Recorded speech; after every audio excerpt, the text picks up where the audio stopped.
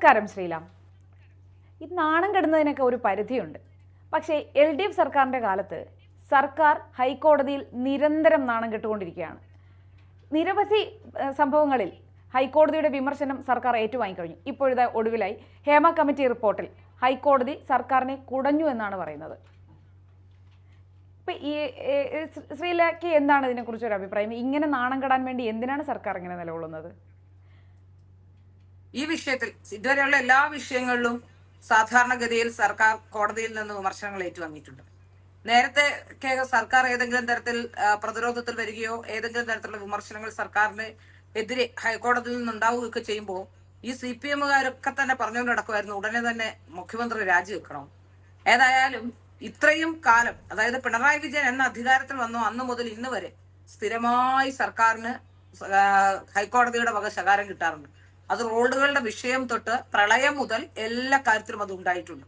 പക്ഷേ ഇതുവരെയും രാജിവെക്കാനോ അല്ലെങ്കിൽ രാജിവെക്കാൻ എന്തെങ്കിലും ഒരു അപ്പോളജി സമൂഹത്തോട് പറയാൻ പോലും ഇവർ തയ്യാറായിട്ടില്ല. ഇപ്പോഴിവിടെ എന്താണ് യഥാർത്ഥത്തിൽ ഇതൊരു കെടുകാര്യസ്ഥതയുടെ പ്രശ്നമാണെന്ന് എനിക്ക് തോന്നുന്നില്ല.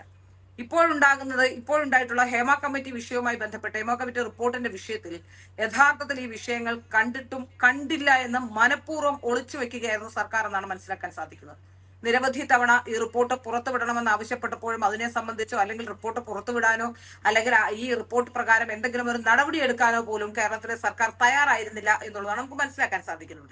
ഈ നടിയുടെ വിഷയവുമായി ബന്ധപ്പെട്ട് അന്നുണ്ടായ വലിയൊരു ജനരോഷത്തെ, സമൂഹത്തിലുണ്ടായ ഒരു വലിയ ജനരോഷത്തെ ശമിപ്പിക്കാൻ വേണ്ടി സിനിമാക്കാരുടെ ഇടയിൽ നിന്ന് വലിയൊരു ഫോഴ്സിംഗ് ശക്തിയായി WCC പോലുള്ള സംഘടനകളൊക്കെ വന്നപ്പോൾ ഒരു കമ്മിറ്റി കോൺസ്റ്റിറ്റ്യൂട്ട് ചെയ്തു എന്നുള്ളതല്ലാതെ ഒരു കമ്മീഷനായി പോലും അതിലൊരു എൻക്വയറി നടത്താൻ പോലും അല്ലെങ്കിൽ എൻക്വയറി നടത്തി അതിന് കൃത്യമായ തെളിവുകൾ ശേഖരിച്ചുകൊണ്ട് അതൊരു കമ്മീഷനാക്കാൻ പോലും അന്ന് തയ്യാറായിരുന്നില്ല. അതിനുശേഷം കമ്മിറ്റിയുടെ റിപ്പോർട്ട് വന്നിട്ട് ഏതാണ്ട് 3.5-4 വർഷമായിട്ട് ഇത് പൂഴ്ത്തി വെച്ചിരിക്കുകയായിരുന്നു എന്ന് പറയുമ്പോഴാണ് അതിന്റെ ഗൗരവം നമുക്ക് മനസ്സിലാകുന്നത്. ഈ 3 വർഷമായിട്ട് എന്ത് നടപടി സ്വീകരിച്ചു എന്ന് ചോദിക്കുമ്പോൾ കൊടുക്കുന്ന മറുപടി അന്വേഷണ സംഘത്തെ നിയോഗിച്ചു എന്നാണ്. എപ്പോഴാണ് ഈ അന്വേഷണ സംഘത്തെ നിയോഗിച്ചത്? സർക്കാർ സ്വയം നിയോഗിച്ചതാണോ അത്? അല്ല, തീർച്ചയായിട്ടും അല്ല. ഈ 3.5-4 വർഷത്തോളം ഈ റിപ്പോർട്ട് കയ്യിൽ കിട്ടിയിട്ടും ഈ റിപ്പോർട്ട് പുറത്തു വരാൻ കാരണം ചില മാധ്യമ പ്രവർത്തകരാണ്.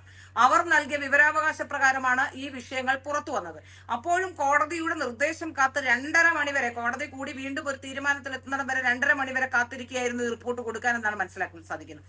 അതും വിവരാവകാശ കമ്മീഷണറുടെ അടുത്തേക്ക് പോലും ഇത് നൽകാതെ, വിവരാവകാശം കിട്ടിയപ്പോൾ വിവരാവകാശ കമ്മീഷണർക്ക് പോലും ഈ റിപ്പോർട്ട് നൽകാതെ അത് തടഞ്ഞു വെക്കുകയും വിവരാവകാശ കമ്മീഷണർ പറഞ്ഞ പാരഗ്രാഫുകൾ മാറ്റാൻ പറഞ്ഞ പാരഗ്രാഫുകളിൽ ഒരു പാരഗ്രാഫ് അറിയാതെ അതിൽ ഉൾപ്പെട്ടു പോയതാണ്. ബാക്കിയുള്ളവയെല്ലാം മാറ്റിക്കൊണ്ട് ആവശ്യമില്ലാത്ത, അവർക്ക് കൂടി താല്പര്യമുള്ള ചില പേജുകൾ കൂടി മാറ്റിക്കൊണ്ടാണ് ഇത് പുറത്തുവിട്ടത്. ഇപ്പോൾ മുദ്രവെച്ച കവറിലടക്കം ഈ മുഴുവൻ റിപ്പോർട്ടും കൊടുക്കണമെന്നും അന്വേഷണ സംഘത്തിന് ഈ മുഴുവൻ റിപ്പോർട്ടും കൈമാറണമെന്നുമാണ് പറയുന്നത്. ഇതിൽ മറ്റൊരു കാര്യം, പ്രധാനമായും കോടതി എടുത്തു പറഞ്ഞിരിക്കുന്ന മറ്റൊരു പ്രധാനപ്പെട്ട വിഷയം, ഇതൊരു സ്ത്രീ വിഷയം, അതായത് കേരളത്തിൽ സ്ത്രീകൾ ന്യൂനപക്ഷമല്ല ഭൂരിപക്ഷമാണ്. എല്ലാ വിഷയങ്ങളിലും സർക്കാർ സ്ത്രീകൾക്ക് ഇത്തരത്തിലുള്ള പരിഗണന കൊടുക്കുന്നുണ്ടോ ഉറപ്പാക്കണം.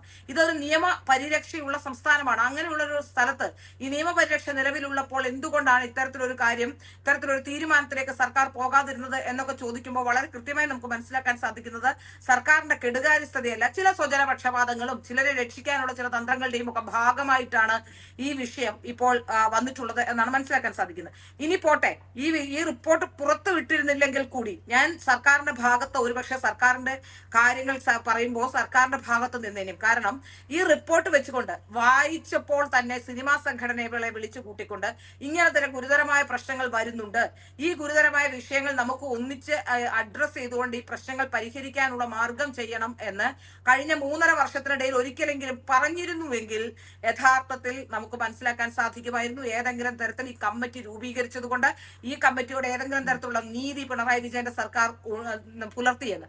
ഇവിടെ എന്താണ് സംഭവിച്ചത്? ഈ റിപ്പോർട്ട് പുറത്തു വരുമ്പോൾ പോലും സജി ചെറിയാന്റെ ആദ്യത്തെ പ്രതികരണം എന്തായിരുന്നു? അദ്ദേഹം ആദ്യം പറഞ്ഞ ഞാൻ റിപ്പോർട്ട് വായിച്ചിട്ടില്ല എന്നാണ്.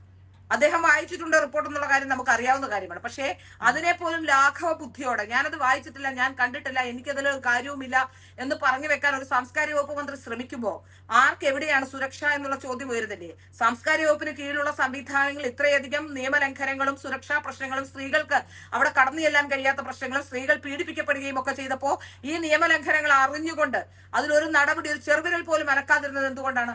ഞാൻ മനസ്സിലാക്കുന്ന AK ബാലൻ അടക്കമുള്ളവർ നേരത്തെ വിഷയവുമായി ബന്ധപ്പെട്ട് ചില കമ്മിറ്റി തെറ്റുകളെ സിനിമാ സംഘടനകളുമായി ചർച്ച നടത്താനും ഒക്കെ ശ്രമിച്ചിരുന്നു എന്നാണ്. എന്നാൽ സിനിമാ സംഘടനകളുടെ ഒരു നിസ്സഹകരണം മൂലമാണ് ഇത് ഇല്ലാതായതെന്നാണ് മനസ്സിലാക്കാൻ സാധിക്കുന്നത്. എനിക്ക് അതിന്റെ കൃത്യമായി നമുക്ക് അത് മനസ്സിലാക്കാൻ കഴിയുന്നില്ല. പക്ഷേ എങ്കിൽ പോലും സിനിമാ സംഘടനകൾ എതിർത്താൽ പോലും അങ്ങനെയല്ല. ഇത്രയും ഗുരുതരമായ വിഷയങ്ങളാണ് റിപ്പോർട്ടിലുള്ളത്. ആ വിഷയങ്ങളെ അഡ്രസ് ചെയ്യപ്പെടേണ്ടതുണ്ട്. കേരളത്തിലെ സിനിമാ രംഗത്തെ കുറിച്ച് സംസാരിക്കേണ്ടതുണ്ട് എന്ന രീതിയിലേക്ക് സംസാരിക്കാനോ വിഷയം പരിഹരിക്കാനോ കഴിഞ്ഞില്ല. ഇപ്പോഴും നമ്മൾ എന്താണ് മനസ്സിലാക്കുന്നത്, സിനിമയുമായി ബന്ധപ്പെട്ട് വരുന്ന ഏറ്റവും പ്രധാനപ്പെട്ട ആരോപണങ്ങൾ സ്ത്രീ വിഷയവും അതുപോലെ തന്നെയുള്ള ചെറിയ ചെറിയ കാര്യങ്ങൾ മാത്രമാണ്. പവർ ഗ്രൂപ്പ് എന്നതിലേക്ക് കോൺസെൻട്രേറ്റ് ചെയ്ത് സ്ത്രീ വിഷയത്തിലുപരി ഇതിൽ മയക്കുമരുന്ന് മാഫിയയുടെ ബന്ധം അതും ഏറെ ചർച്ച ചെയ്യേണ്ട കാര്യമാണ്. പക്ഷേ ഇവിടെ അത് മുക്കിയ ശേഷം സ്ത്രീ വിഷയം മാത്രം ഹൈലൈറ്റ് ചെയ്തിരിക്കുന്ന ഒരു അവസ്ഥയാണ് നമുക്ക് കാണാൻ കഴിയുന്നത്. യഥാർത്ഥത്തിൽ അത് വലിയ ശരിയായ നിരീക്ഷണമാണ്. കാരണം ഈ മയക്കുമരുന്ന് അടക്കമുള്ള രാസലഹരി അടക്കമുള്ള വിഷയങ്ങളാണ് ഏറ്റവും കൂടുതൽ സിനിമാ മേഖല ഇപ്പോൾ കാർന്നു തിരുന്നത്. കാരണം ഈ സ്ത്രീ വിഷയങ്ങളിലേക്ക് പോലും പോകുന്ന പ്രശ്നങ്ങൾ പലപ്പോഴും നമുക്കറിയാം. ഒരു സിനിമാ സംവിധായകന്റെ ഒരു അസിസ്റ്റന്റ് ഡയറക്ടറുടെ വീട്ടിൽ നിന്ന് ഒരു പെൺകുട്ടി ഇറങ്ങി ഓടിയത് മയക്കുമരുന്നുമായി ബന്ധപ്പെട്ടുള്ള ചില പ്രശ്നങ്ങൾ. ഒരു സിനിമാ സംവിധായകനും നടനും പ്രൊഡ്യൂസറും ഒക്കെ ഒരാളുടെ വീട്ടിൽ ഒരു ഡ്രഗുമായി ബന്ധപ്പെട്ട ഒരാൾ താമസിച്ചത്, അതുപോലെ തന്നെ ഒരു നടനെ അറസ്റ്റ് ചെയ്തത്, നിരവധി സിനിമാ ലഹരിയുടെ ഉപയോഗമുണ്ട് എന്ന വാർത്ത പുറത്തു വന്നത്, അങ്ങനെ നിരവധി പേർ കെട്ടിയിട്ട് പീഡിപ്പിച്ചു, അത്തരത്തിൽ മയക്കുമരുന്ന് നൽകി, ഇത്തരത്തിലുള്ള ആരോപണങ്ങൾ വരുന്നു. പൃഥ്വിരാജിന്റെ ബ്രോഡാഡിയുടെ സെറ്റിൽ പോലും അത്തരത്തിലുള്ള ആരോപണങ്ങൾ വരുന്നു. യഥാർത്ഥത്തിൽ ഈ സ്ത്രീ വിഷയങ്ങളുടെ ഇത്രയേറെ പ്രശ്നങ്ങളിലേക്ക് പോകാനുള്ള ബേസിക് ആരോപണമായി വരുന്ന ഏറ്റവും രാസലഹരി പോലുള്ള വിഷയങ്ങളെ മറച്ചു വെച്ചുകൊണ്ട് ഇതൊരു സ്ത്രീ പ്രശ്നം മാത്രമാണ്. സ്ത്രീയുടെ ശരീരം ശരിയാണ്. ഓഫ് കോഴ്സ് സിനിമ ഉണ്ടായ കാലം മുതൽ കാസ്റ്റിംഗ് കൗച്ച് ഉണ്ട്. അത് ആരും നിഷേധിച്ചിട്ടില്ല. ഇവിടെ അത്തരത്തിലുള്ള പ്രശ്നങ്ങൾ നിലനിൽക്കുന്നുണ്ട്. അതിന് കാസ്റ്റിംഗ് കൗച്ച് എന്ന് പറയുന്ന പ്രശ്നത്തെ നമുക്ക് പരിഹരിക്കാൻ നമ്മുടെ ഒരു ഇച്ഛാശക്തി, സ്ത്രീയുടെ ഒരു ഇച്ഛാശക്തി കൊണ്ട് മാത്രം കഴിയുന്ന ഒരു കാര്യമാണ്. പക്ഷേ അത് മാത്രമല്ല, അതിലേറെ പ്രശ്നം ഉണ്ടാക്കുന്ന ഗുരുതരം. നമ്മളൊരു സിനിമാ സെറ്റിൽ ചെല്ലുമ്പോഴായിരിക്കും അവിടെ ഏതെങ്കിലും സിനിമാ നടനോ സംവിധായകനോ ആരെങ്കിലും ലഹരി ഉപയോഗിക്കുന്നുണ്ടോ, നമുക്ക് അവിടെ നിന്ന് ആഹാരം വിശ്വസിച്ച് കഴിക്കാൻ പറ്റുമോ, ഇവർ തരുന്ന ആഹാരം വിശ്വസിച്ച് കഴിക്കാൻ പറ്റുമോ, ഇത്തരത്തിലുള്ള പല പ്രശ്നങ്ങളില്ലേ. അത്തരത്തിലുള്ള പ്രശ്നങ്ങൾ ഏറ്റവും ഗൗരവകരമായി അഡ്രസ് ചെയ്യേണ്ട വിഷയങ്ങളെ മാറ്റി വെച്ചുകൊണ്ടാണ് ഇപ്പോൾ സർക്കാർ പോകുന്നത്. ഇപ്പോൾ റിമാ കല്ലിങ്കലും ആഷിക് കപൂറുമായി ബന്ധപ്പെട്ട വിവാദത്തിലൊക്കെ കേസെടുക്കുകയോ അല്ലെങ്കിൽ അത്തരത്തിലൊരു അന്വേഷണം നടത്താനോ പോലും തയ്യാറാകുന്നില്ല. ആ വാർത്തകളെ ഇല്ലാതാക്കാനാണ് മാധ്യമങ്ങൾ പോലും അത് ചർച്ച ചെയ്യുന്നില്ല. അതെ, മാധ്യമങ്ങൾ പോലും ആ വിഷയം ചർച്ച ചെയ്യുന്നില്ല എന്ന് പറയുമ്പോൾ ഈ മയക്കുമരുന്ന് ലോബിയുടെയൊക്കെ സ്വാധീനം സിനിമാ രംഗത്തും മാധ്യമ രംഗത്തും സർക്കാരുമായി ബന്ധപ്പെട്ടുമൊക്കെ എത്രത്തോളം ഉണ്ട് എന്നാണ് നമുക്ക് മനസ്സിലാക്കാൻ സാധിക്കുന്നത്. ഏതായാലും ഒരു കാര്യം വ്യക്തമാണ്, ഇപ്പോൾ ഹേമ കമ്മിറ്റി റിപ്പോർട്ടുമായി ബന്ധപ്പെട്ട മുഴുവൻ വിവരങ്ങളും ആ റിപ്പോർട്ടിന്റെ പൂർണ്ണമായ ഉള്ളടക്കം അന്വേഷണ സംഘത്തിന് നൽകണം എന്നാണ് കോടതി പറഞ്ഞിരിക്കുന്നത്. അന്വേഷണ സംഘം തൽക്കാലം അത് പരസ്യപ്പെടുത്തുകയോ ഒന്നും ചെയ്യേണ്ട കാര്യമില്ല. അന്വേഷണ ഉദ്യോഗസ്ഥർ മാധ്യമങ്ങളോട് സംസാരിക്കരുത്, മാധ്യമ വിചാരണയരുത്. ഈ വിഷയങ്ങൾ കൃത്യമായ അന്വേഷണം നടത്തണം. വരുന്ന അടുത്ത സിറ്റിംഗിൽ ഇതെന്താണ് നടപടി സ്വീകരിച്ചതെന്ന് പറയണമെന്ന് അടക്കമുള്ള കാര്യങ്ങൾ വളരെ കൃത്യമായി തന്നെ ആദ്യത്തെ സിറ്റിംഗ് ആണ് പുതിയ അന്വേഷണ സംഘത്തിന്റെ, അതായത് ഹൈക്കോടതിയുടെ പുതിയ ബെഞ്ചിന്റെ, അതായത് ഇതുമായി ബന്ധപ്പെട്ട ഒരു ബെഞ്ച് കോൺസ്റ്റിറ്റ്യൂട്ട് ചെയ്തിരുന്നു. ഹേമ കമ്മിറ്റി റിപ്പോർട്ടുമായി ബന്ധപ്പെട്ട് വരുന്ന ആരോപണങ്ങളുമായി ബന്ധപ്പെട്ട് അതിന്റെ കാര്യങ്ങൾക്കായി ആ ബെഞ്ചിന്റെ ആദ്യത്തെ സിറ്റിംഗ് ആണിത്. ആ സിറ്റിംഗിലാണ് വളരെ കൃത്യമായി തന്നെ ഇങ്ങനെ ഒരു നിലപാടിലേക്ക് കോടതി കൂടി പോകുന്നത്. ഇനിയെങ്കിലും ഇത്തരത്തിലുള്ള പ്രശ്നങ്ങൾ ഉണ്ടാകുമ്പോൾ അല്ലെങ്കിൽ ഇത്തരത്തിൽ ഉള്ള പ്രശ്നങ്ങളെ അഡ്രസ് ചെയ്യാനുള്ള ഒരു പ്രധാനപ്പെട്ട സംഭവമായി ഇത് പോയി ഈ കോടതി അടക്കമുള്ളവ നിൽക്കുമ്പോൾ ഇത്തരത്തിലുള്ള പ്രശ്നങ്ങൾ ചർച്ച ചെയ്യപ്പെടേണ്ടതുണ്ട്. പക്ഷെ ആ ചർച്ച ചെയ്യുന്ന വിഷയങ്ങൾ ഞാൻ പറഞ്ഞില്ലേ, വെറും ഒരു സ്ത്രീ വിഷയം എന്നതാക്കി മാത്രം ചർച്ച ചെയ്യരുത്. മയക്കുമരുന്ന് അടക്കമുള്ള ഇനിയിപ്പോ സിനിമ കോൺക്ലേവ് വരുന്നു എന്ന് പറഞ്ഞു. ഇപ്പോൾ കോൺക്ലേവ് നടത്തുന്നു എന്ന് പറയുമ്പോഴും ഇവർ വേറെ ചില കാര്യങ്ങളാണ് പറയുന്നത്. ഇത് വേതനം ഏകീകരിക്കണം അല്ലെങ്കിൽ അത്തരത്തിലുള്ള കാര്യങ്ങളാണ്. വേതനം ഏകീകരണം ഒന്നും ഒരിക്കലും നടക്കുന്ന കാര്യമല്ല. കാരണം ക്രിയേറ്റിവിറ്റിയുടെയും അഭിനയ മികവിന്റെയും സാറ്റലൈറ്റ് റൈറ്റിന്റെയും ഒക്കെ കാര്യത്തിൽ തന്നെയാണ് പലപ്പോഴും സിനിമകൾ ഓടുന്നതൊക്കെ. ആ വേതനം ഏകീകരിക്കുക എന്ന് പറയുന്നത് ഇപ്പൊ നമുക്ക് അറിയാം, ഇപ്പോ പെയിന്റിങ്ങോ അല്ലെങ്കിൽ ആർട്ടിന് വേതനം ഏകീകരിക്കുക എന്ന് പറയുന്നത് ശരിയായ രീതിയല്ല. അത് നടക്കാൻ സാധ്യതയുമില്ല. നമ്മുടെ ബുദ്ധിക്കും ആർട്ടിനും ഒക്കെ അങ്ങനെ ഒരു ഏകീകരണം ഉണ്ടാക്കാൻ കഴിയില്ല. അത് ശരിയായ കാര്യം തന്നെയാണ്. പക്ഷെ അത്തരത്തിലുള്ള വിഷയങ്ങളിലേക്ക് മാത്രമാണ് ഇവർ ഫോക്കസ് ചെയ്യുന്നത്. മയക്കുമരുന്ന് അടക്കമുള്ള വിഷയങ്ങൾ, അതുപോലെ തന്നെ യഥാർത്ഥ സ്ത്രീ പ്രശ്നങ്ങൾ, സ്ത്രീകൾക്ക് ബാത്റൂം ഫെസിലിറ്റി ഇല്ലാത്തത്, ജൂനിയർ നടിമാർക്ക് താമസിക്കാൻ സൗകര്യമില്ലാത്തത്, അവരുടെ ഫുഡ് അടക്കമുള്ള വിഷയങ്ങളിൽ ബേസിക് ആയിട്ടുള്ള ഹ്യൂമൻ ആവശ്യങ്ങൾ, ആ ആവശ്യങ്ങളെ ഹ്യൂമൻ നെസസിറ്റി ഇല്ലാതാക്കുന്ന രീതിയിലുള്ള വലിയ തരത്തിലുള്ള മനുഷ്യാവകാശ ലംഘനങ്ങൾ നടക്കുന്ന ഈ സിനിമാ രംഗത്തെ മനുഷ്യാവകാശ ലംഘനങ്ങളെ കുറിച്ച് ചർച്ച ചെയ്യുന്നില്ല. പകരം സ്ത്രീ വിഷയങ്ങൾ മാത്രമാണ് ചർച്ച ചെയ്യുന്നത് എന്നുള്ളതാണ് ഏറ്റവും പ്രധാനപ്പെട്ട വിഷയം. ആ വിഷയങ്ങളിലേക്ക് കൂടി ചർച്ച പോകണം. പവർ ഗ്രൂപ്പോ സ്ത്രീ വിഷയവും മാത്രമല്ല സിനിമാ രംഗത്തുള്ളത് നിരവധി വിഷയങ്ങളുണ്ട്. മയക്കുമരുന്നുമായി ബന്ധപ്പെട്ട അങ്ങനത്തരത്തിലുള്ള ഹ്യൂമൻ ഏറ്റവും ബേസിക് നെസസിറ്റി ആയിട്ടുള്ള ഹ്യൂമൻ നെസസിറ്റിക്ക് പോലും പറ്റാത്ത രീതിയിലേക്ക് കാര്യങ്ങൾ മാറി മറിയുന്നുണ്ടെങ്കിൽ അത് ചർച്ച ചെയ്യപ്പെടേണ്ടത് തന്നെയാണ്. വലിയ രീതിയിൽ ചർച്ചയാക്കേണ്ട വിഷയമാണ്. എന്നാൽ എന്താണ് നമ്മുടെ മാധ്യമങ്ങളും സർക്കാരും സിനിമാ സംഘടനകളും ഒക്കെ ചെയ്യുന്നതെന്ന് മനസ്സിലാവുന്നില്ല. മാധ്യമങ്ങൾ അടക്കം അതിന് കൂട്ടുനിൽക്കുന്നുണ്ടോ എന്ന കാര്യത്തിലും സംശയമില്ല.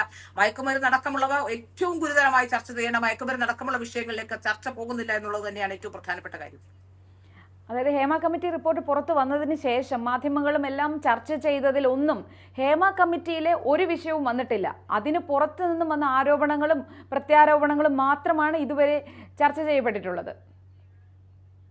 അതെ, ഹേമ കമ്മിറ്റി വിഷയവുമായി ബന്ധപ്പെട്ട് അവിടെ നൽകിയിട്ടുള്ള സ്ത്രീകൾ മൊഴി നൽകിയിട്ടുള്ള പല മൊഴികളും അവർ തന്നെ അന്ന് പറഞ്ഞിട്ടുണ്ട് മൊഴികൾ പുറത്തുവിടരുതെന്ന്. അതുമാത്രമല്ല, പാർവതി അടക്കമുള്ളവർ, രേവതി അടക്കമുള്ളവർ ഈ കമ്മിറ്റി റിപ്പോർട്ട് പുറത്തു വരേണ്ട എന്ന അഭിപ്രായമുള്ളവർ തന്നെയാണ്. ഏതായാലും ആരൊക്കെയാണ് എന്തൊക്കെയാണ് ഇത് പറഞ്ഞിട്ടുള്ളത്, എന്തൊക്കെയാണ് കാര്യങ്ങളെന്ന് നമുക്കറിയില്ല. ആ പേപ്പറുകളെല്ലാം, ആ റിപ്പോർട്ട് എഴുതിയ പേപ്പറുകളെല്ലാം മിസ്സിംഗ് ആണ്. അപ്പോൾ ഇനി കൂടുതൽ ഗുരുതരമായി രഞ്ജിനി അടക്കമുള്ളവർ പറയുന്ന രഞ്ജിനിയുടെ മൊഴി പുറത്തുവിടരുതെന്നാണ്. അപ്പോൾ ഇത്തരത്തിലുള്ള നിരവധി വിഷയങ്ങൾ ഇനി വരാനിരിക്കുന്നതേ ഉള്ളൂ. ഈ കമ്മിറ്റി റിപ്പോർട്ടുമായി ബന്ധപ്പെട്ട് അത്തരത്തിൽ ഇവരുടെയൊക്കെ മൊഴി അനലൈസ് ചെയ്തുകൊണ്ട് ആർക്കെങ്കിലും എതിരെയൊക്കെ കേസെടുക്കാൻ കഴിയുമോ, അല്ലെങ്കിൽ അത് എന്തെങ്കിലും വാസ്തവമുണ്ടോ എന്നൊക്കെ അന്വേഷിക്കേണ്ടിയിരിക്കുന്നു. അത്തരത്തിലുള്ള അന്വേഷണങ്ങളാണ് ഉണ്ടാകേണ്ടത്. ഇവരുടെ ഒന്നും ഇനി മൊഴി എടുക്കുക പോലും വേണ്ട എന്നാണ് ഇവരിൽ പലരും പറഞ്ഞിട്ടുള്ളത്. ഇപ്പോ പത്മപ്രിയ ആണെങ്കിലും അതുപോലെ റിമ കല്ലിങ്കലാണെങ്കിലും ഒക്കെ പറയുന്ന അവരുടെ ഒന്നും മൊഴി എടുക്കണ്ട, അങ്ങ് കേസെടുത്താൽ മതി എന്നാണ് അവർ പറയുന്ന. കേട്ടോണ്ടും കേസെടുത്താൽ മതി എന്നുള്ളതാണ്. പക്ഷെ അതൊന്നും നടക്കില്ല. ഏതായാലും SIT-യിലേക്ക് അന്വേഷണം പോകുമ്പോൾ പുതിയ അന്വേഷണ സംഘം കൃത്യമായി തന്നെ ഇതിന്റെ തെളിവുകളും ബാക്കിയുള്ള വിവരങ്ങളും കൂടി ശേഖരിക്കേണ്ടതുണ്ട്. അത്തരത്തിലുള്ള തെളിവുകൾ ശേഖരിച്ച് FIR ഇട്ട് മുൻകൂട്ട് അന്വേഷണം നടത്താനുള്ള സാധ്യതകളുണ്ട്. ഏതായാലും അടുത്ത കോടതി സിറ്റിംഗിൽ ഇത് സംബന്ധിച്ച കൂടുതൽ വിവരങ്ങൾ കൂടി വ്യക്തമാകുമെന്ന് തോന്നുന്നു. ഏതായാലും മാധ്യമങ്ങളോട് സംസാരിക്കരുതെന്നും മാധ്യമങ്ങൾ ഈ വിഷയത്തിൽ മാധ്യമ വിചാരണ നടത്തരുതെന്നും കൂടി പറഞ്ഞു വെക്കുമ്പോൾ നമുക്ക് മനസ്സിലാക്കാൻ സാധിക്കുന്നത് എന്തോ കാര്യമായി ഇതിൽ വരാനുമുണ്ട്, കാര്യമായി ഇനിയും സംഭവിക്കാനുണ്ട് എന്ന് തന്നെയാണ്. അന്വേഷണ സംഘത്തിന് ഹേമ കമ്മിറ്റി റിപ്പോർട്ട് പൂർണ്ണമായി ലഭിക്കുകയും തുടരന്വേഷണം നടക്കുകയും ചെയ്യുമ്പോൾ അതിലുള്ള രഹസ്യങ്ങൾ സർക്കാർ ഒളിപ്പിക്കാൻ ശ്രമിച്ച, പലരെയും രക്ഷിക്കാൻ വേണ്ടി സർക്കാർ ഒളിപ്പിച്ച രഹസ്യങ്ങൾ പുറത്തു വരട്ടെ. അത് മാധ്യമ ചർച്ചയായില്ലെങ്കിലും നീതി അർഹിക്കുന്നവർക്ക് നീതി ലഭിക്കട്ടെ എന്ന് നമുക്ക് പ്രത്യാശിക്കാം. തീർച്ചയായും.